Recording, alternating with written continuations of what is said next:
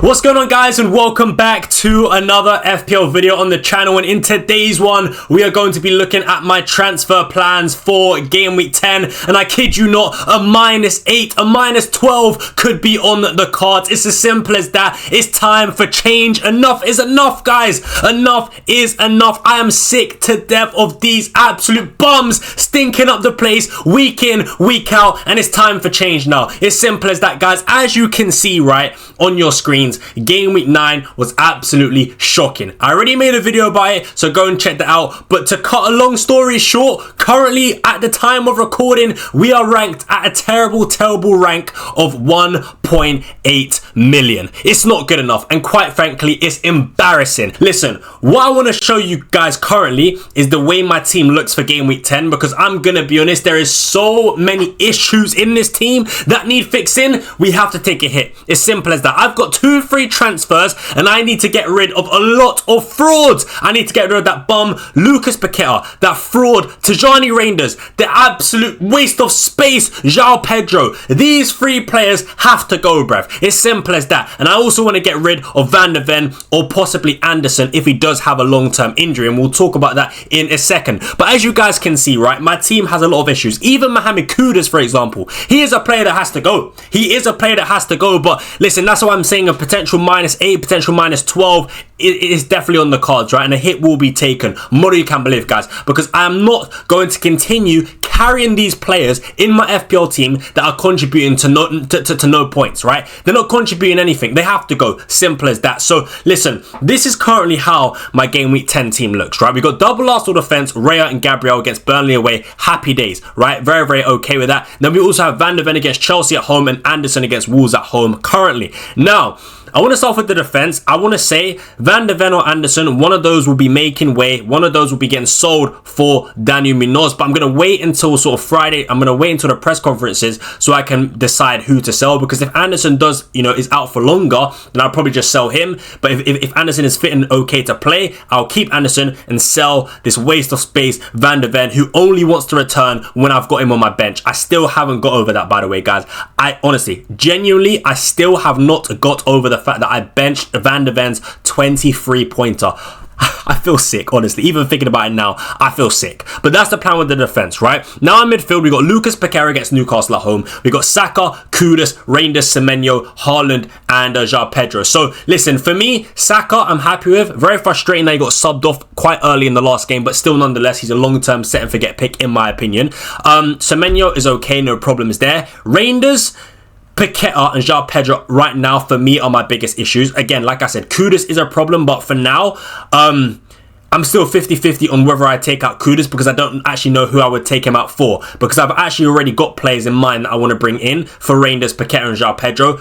If I was to take out Kudus, I'm not quite sure who I'd go yet, right? So as things stand, right, I need to take out João Pedro, I need to take out Paqueta, I need to take out Reinders, because quite frankly, for me, listen, I want to make something very clear to you guys right now. The way I'm approaching this game from this point onwards is going to be very different. I'm now changing my methods. This is what I want to say. For me to pick you, for me to put you in my FPL team, you have to tick some boxes, right? It's simple as that. For me, I have to look at, do you have good underlying data? Yes or no? Do you have good form? Yes or no? Do you have good fixtures? Yes or no? Are you looking good on the eye? Yes or no? Do I like the positions you're taking up? Do I like the chance creation, the goal threat, all that good stuff on the eye, right? These are the boxes that you've got to tick. If you fail to tick these boxes, you're not seeing my team at all, right? Because I'm realizing there are some really bad picks that I've put in my team that were just not logical. Like João Pedro, for example. Why on earth was he in my team? How many of these boxes is he ticking? Does he have good underlying data? Absolutely not. Was he in good form when I picked him? Absolutely not. Were the fixtures good? Yes, but you know what? What I want to make clear is the fixtures, quite frankly, I actually don't care about them.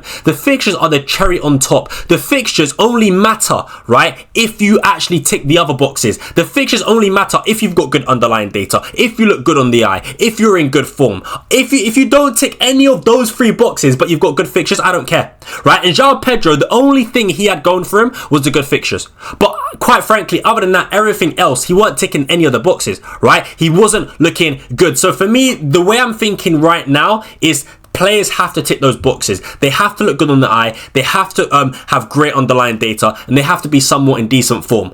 Or at least, you know what, I can accept not being in form, but producing some really good underlying data and looking really good on the eye. And it might seem like, you know what, the points are coming, especially when you look at the individual player. Like, let's take Mateta, for example. Historically speaking, big boy Jean-Philippe Mateta is a player that at least equals or outperforms his expected goals, right? He was getting chance after chance after chance after chance before he scored that hat-trick against Bournemouth. So you could see, you know what, I kind of saw that coming because he kept getting chances, and we know what historically, Mateta is like when it comes to finishing, right? So that's what I want. That's the kind of thinking I'm going to start to use when picking players in my FPL team. I just wanted to sort of make that very clear. But listen, back to my team. As you guys can see, that's how it looks for game week 10. Now let's have a look at sort of my transfer thoughts and players that I'm considering to buy, right? First things first, let's speak about my replacement for João Pedro. So listen, for me, it's a pretty easy decision. Right, we talked about ticking certain boxes, and there's only one player in my opinion that ticks all those boxes right now for me, and his name is big boy Jean-Philippe Mateta. He is a player that I absolutely want in game week 10. More you can believe, right? More you can believe. I will be there. I want to take out João Pedro. I want to get big boy Jean-Philippe Mateta. As simple as that. Does he have good underlying data?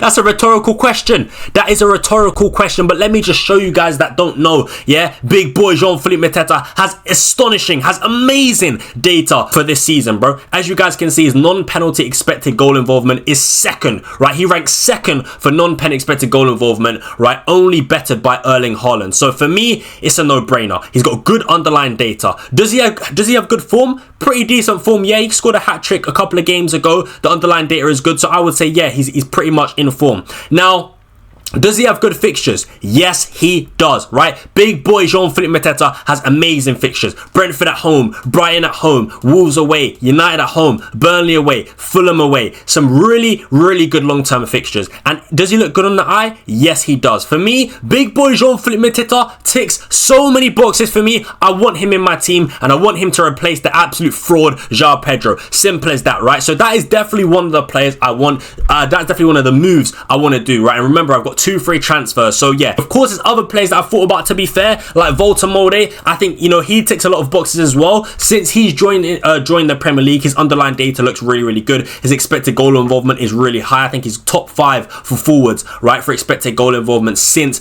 coming into the Premier League. The fixtures coming up for Newcastle are pretty decent as well. He's got West Ham away from home, which is a brilliant entry point. He's potentially on penalties as well when Gordon's not on the pitch. So listen, I think there's a lot of positives to Nick Voltamode for sure, but for me, I just think Mateta is just better because he's on penalties as well, and his underlying data is just way better. Now, the question is that you guys are probably asking, well, who am I going to take out for Lucas Paqueta? Well, listen, let me show you guys, right, so you can see on my screen. So let's say we were to do, let's say I was to do João Pedro to big boy Jean-Philippe Mateta, right? That would leave me with 4.5 million in the bank. Now, let's say we also take out Paqueta and we also take out Tajani Reinders, right? Now we're entering the hit territory. Now, who would I replace these 2 players with? Again, I want to follow that same process. Good underlying data, decent form, good fixtures, do look good on the eye. Now, players that tick these boxes for me, number 1 is very simple. It's Bryan Mbeumo. My guy, Bryan Mbeumo, who plays for my club, yeah?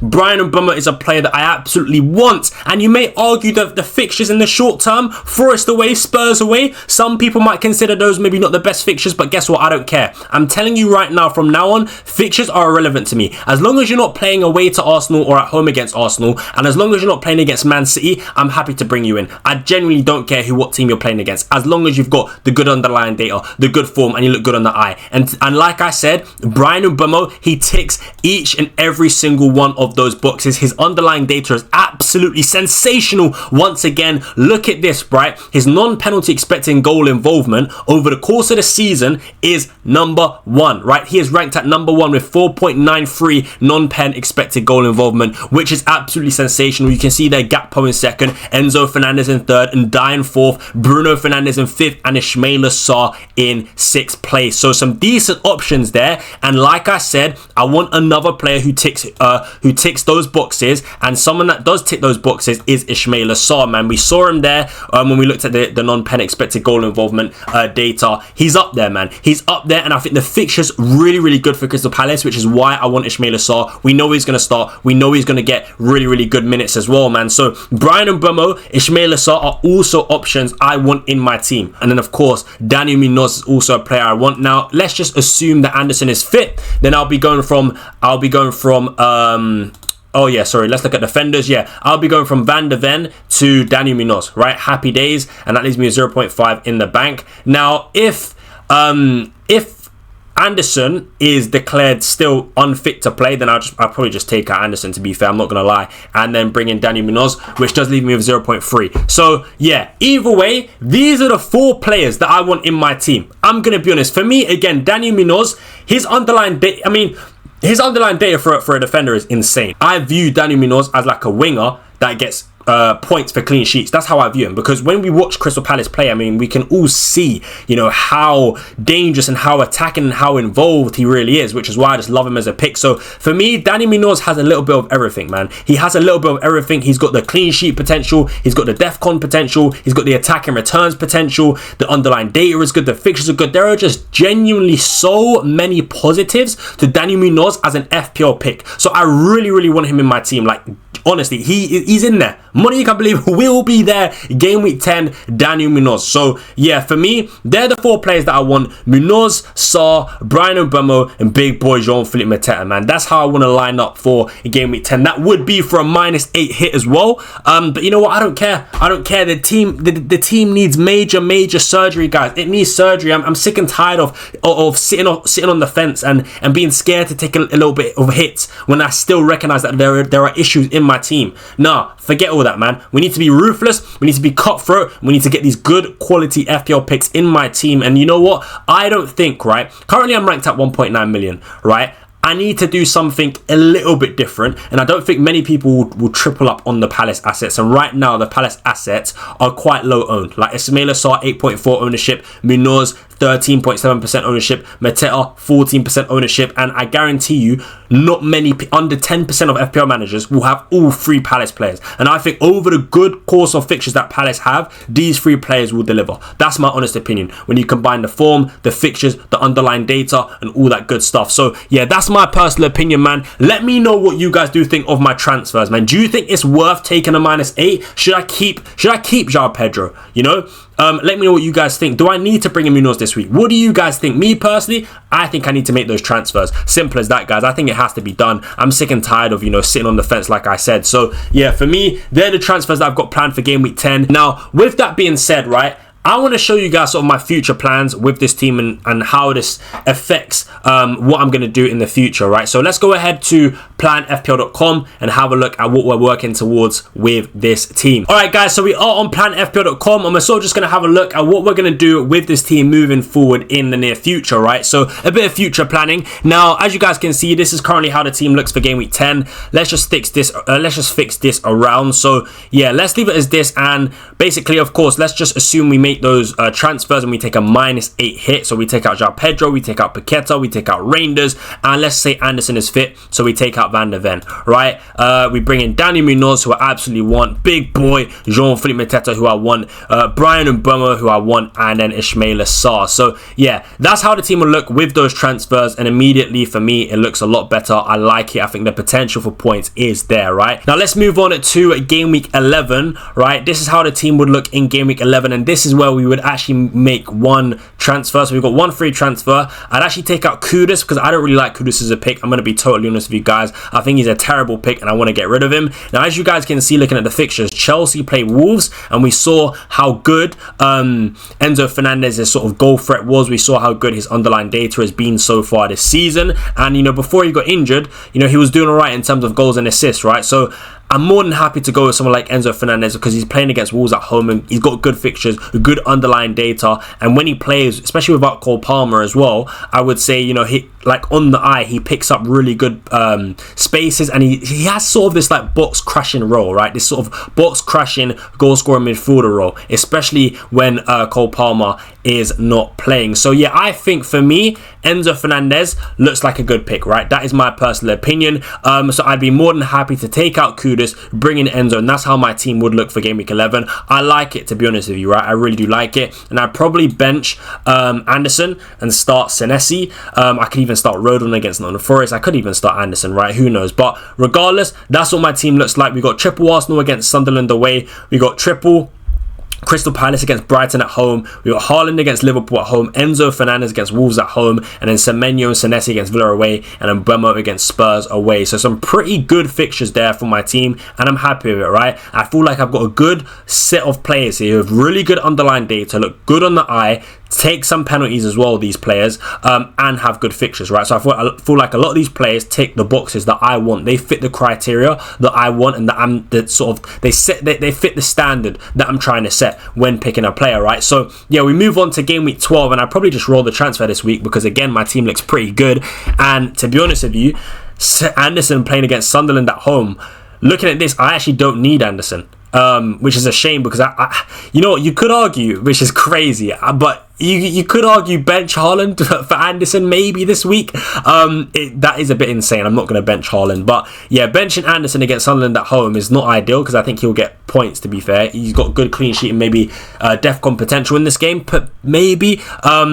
But yeah, listen, regardless, the team looks good. Really happy with the back line, really happy with the midfield here, really happy with the two forwards. You got triple Palace against Wolves away, triple Arsenal against Spurs at home, and Mbeumo against Everton at home, Senesi and Semenyo against West Ham at home. Just some fantastic games. So really happy with the way the team looks in game week 12. Now, we move on to game week 13. And again, for me, I think this is where I would potentially make one transfer. And what I will say is, I could take out Anderson and bring in either someone like a Matty Cash, for example. Aston Villa playing against Wolves at home, really good fixture, and then I can bench Enzo Fernandez playing against Arsenal at home. I wouldn't mind doing that, and again, happy with the team. Triple Arsenal against Chelsea, more than happy. Triple Palace against United at home, happy with that, and then Mbeumo against Palace as well. We got double Bournemouth against Sunderland away from home, and then Matty Cash against Wolves at home, and Haaland against Leeds. I don't mind that team, and I don't mind using one free transfer to take out Anderson to bring in Matty Cash, because the fixture is good. And I think Aston Villa, they've got some decent fixtures. You know, Wolves at home, West Ham away is not bad. Now, another player instead of Matty Cash I could bring in is Coyote, or maybe like Aya of Brentford, right? These are also some other options I've got. You know, the entry point is good. It's Burnley at home. They've also got games against Leeds at home, Wolves away. So potentially a Brentford defender could be better. So I could bring someone in like Aya, or like I said, Coyote, for example, and then bench Enzo Fernandez. I'd be more than happy to do that, because then in game week 14, I can just bench them. I can bring Enzo back into the starting 11. And again, really happy with the way my team looks. Honestly, the fixtures, but also the player quality that I think is there, I'm happy with, right? So yeah, game week 14, you can see triple Palace against Burnley. You've got triple Arsenal against Brentford, and Mbeumo against West Ham, double Bournemouth, Senesi and Semenyo against Everton at home, Haaland against Fulham, Enzo against Leeds away. Very happy with that. And then in game week 15, we've then got three free transfers that we have to use, because we also get topped up with 5 free transfers for the week after, right? So I'd be able to play around with 3 free transfers here, which I'm very happy to do, right? So yeah, for me, that is sort of what my plan is right now, right? That is sort of what my plan is right now with my team. I think 100%, guys, I will be taking a hit. I will be taking a hit, a -8, potentially even a -12. But right now, I'd say it's looking like more so a -8 hit for game week 10.